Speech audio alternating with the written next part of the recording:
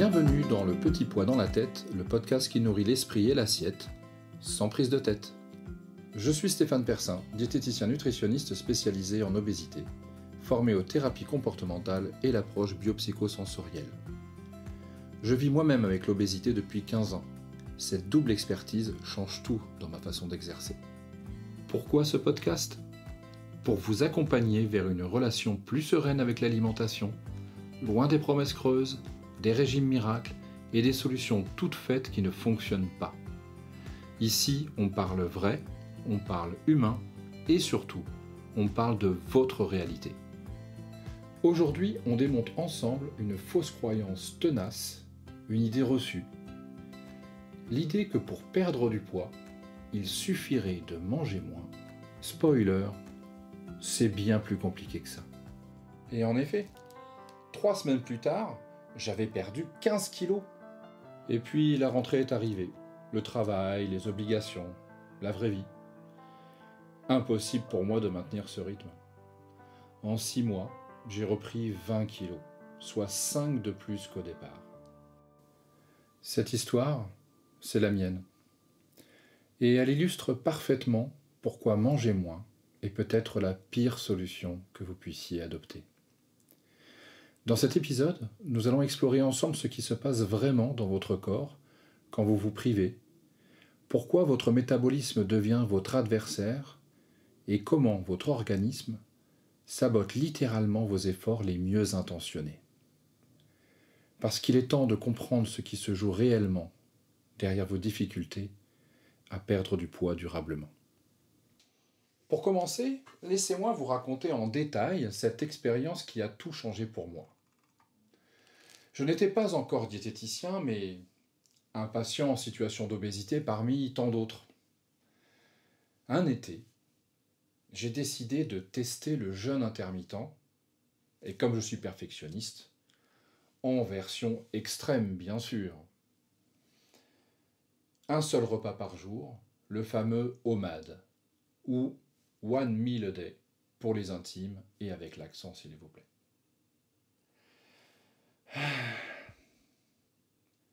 J'étais bien sûr ultra motivé.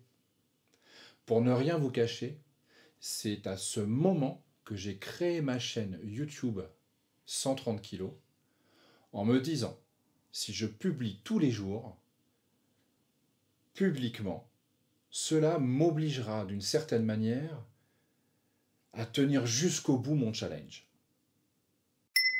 Tiens, d'ailleurs, petite première question pour vous. Avez-vous déjà eu recours à ce type de stratégie, de stratagème ?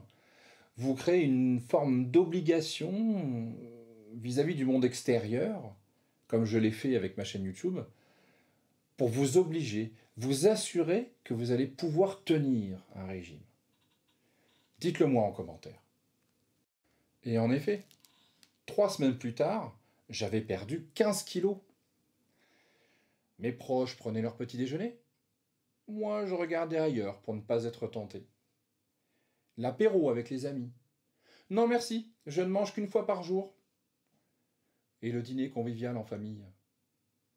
Désolé, je préfère me réfugier devant Netflix plutôt que le supplice de vous regarder manger. Vous m'en voulez pas ? J'avais passé en fait 3 semaines de vacances à me priver de tous ces moments de partage, de convivialité, de plaisir simple. Et puis la rentrée est arrivée.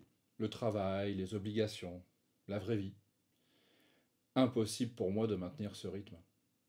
En 6 mois, j'ai repris 20 kilos, soit 5 de plus qu'au départ. Mais le pire, c'est que cette hyperphagie boulimique, dont je souffrais sans le savoir avant cette expérience, s'est d'autant plus aggravé ensuite. Un trouble du comportement alimentaire que je vois aujourd'hui chez beaucoup de mes patients. C'est donc peu après que j'ai compris que manger moins, ce n'était pas juste inefficace, c'était carrément contre-productif et encore, je reste poli. Manger moins, bouger plus. Ah là là, si je devais compter le nombre de fois où j'ai entendu cette phrase, que ce soit sur les réseaux sociaux, dans la bouche même de professionnels de santé, et bien sûr de mes patients. Cela paraît si évident, si logique, mathématique même. Moins de calories qui entrent, plus de calories qui sortent, et hop, perte de poids garantie. Sauf que, non, ça ne marche pas comme ça.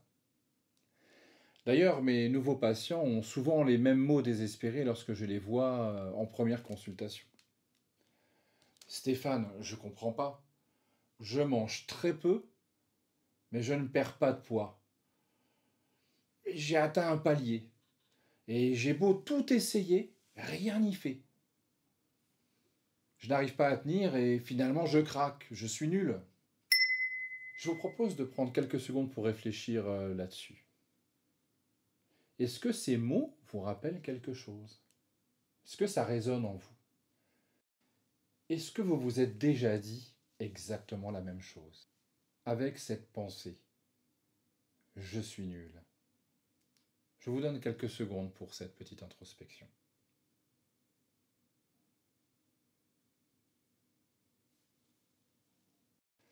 Cette phrase revient souvent dans mon cabinet, et elle traduit une vraie détresse, un désespoir.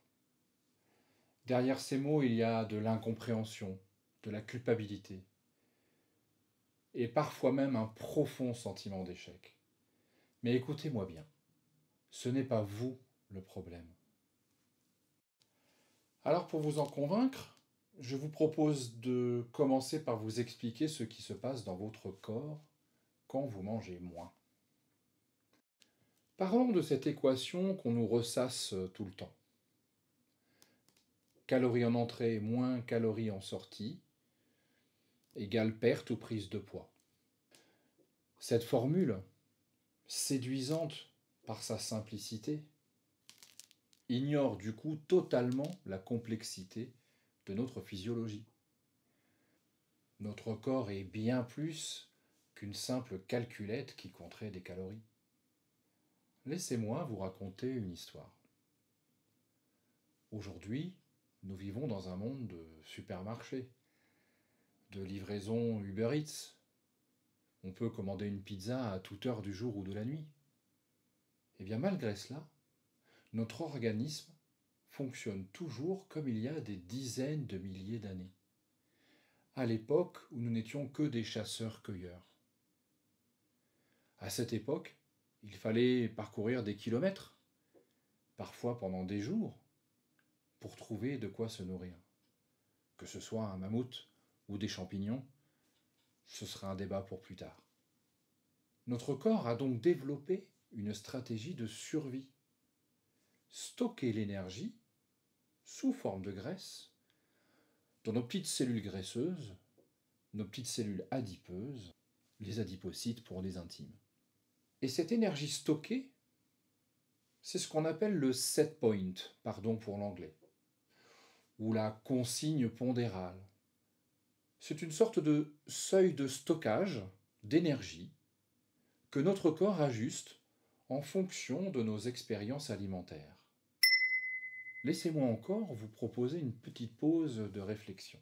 Pensez à votre propre parcours. Avez-vous l'impression que votre corps défend un certain poids? Et que plus vous essayez de descendre en dessous, plus c'est difficile, plus il résiste. Et oui, le set point, cette consigne pondérale, c'est un peu comme un thermostat mais qui ne redescend jamais. Mais attention, voici le piège. En cas de privation prolongée, plus que prévu, le corps revoit cette consigne à la hausse. Il augmente son seuil de stockage pour mieux se préparer à affronter d'éventuelles futures famines. Pour vous, c'est un régime. Pour vous, c'est juste je fais attention. Lui, il le voit comme si vous étiez un chasseur-cueilleur. Et contrairement à la consigne de température qui reste fixe à 37 degrés, la consigne pondérale, elle varie au fil du temps. Et elle s'adapte en fonction des épisodes alimentaires que vous avez pu vivre ou que vous avez pu faire subir à votre corps. Et donc malheureusement, elle tend toujours à augmenter. Récapitulons rapidement. Votre corps a donc un set point, cette consigne pondérale, qui monte après chaque régime. Mais ce n'est pas tout. Lors d'une perte de poids, on perd en moyenne 50% de masse musculaire et 50% de graisse. Mais lorsque l'on reprend du poids, qu'est-ce qu'on regagne à votre avis? Surtout de la graisse, bien entendu. Et ce phénomène de perte et reprise de poids va créer un déséquilibre qui impacte nos hormones et dérègle ainsi peu à peu notre métabolisme, générant une inflammation de bas grade mais continue de notre organisme et contribuant ainsi à une élévation durable de ce set point, de cette consigne pondérale. Alors là, vous vous demandez sûrement, mais Stéphane, concrètement, ça veut dire quoi pour moi? Et vous avez bien raison.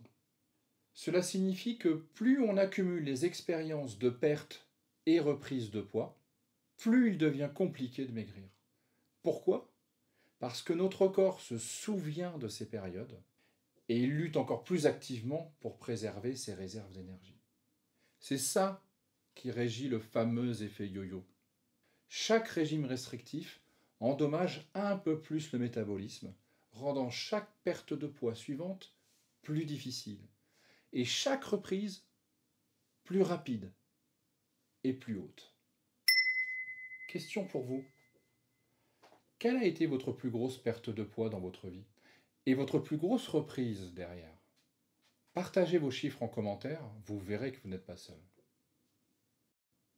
Maintenant que vous connaissez l'existence de ce set point, cette consigne pondérale, et le mécanisme qui régit l'effet yo-yo, voyons ce qui se passe quand on mange beaucoup moins que nos besoins réels, quand on est très restrictif, comme par exemple dans mon expérience de jeûne intermittent que je vous ai partagée.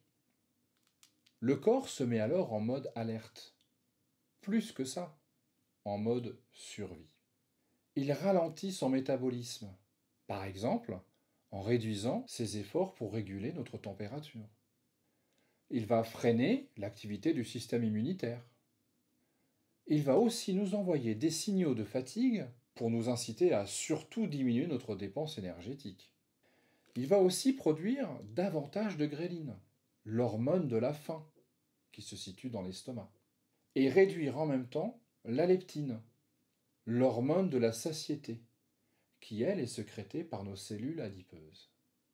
Résultat, vous l'avez compris, on est plus fatigué, avec un système immunitaire déprimé, on a soit trop chaud, soit trop froid en fonction de la température, et la double punition, c'est qu'on a encore plus faim et on est encore moins rassasié.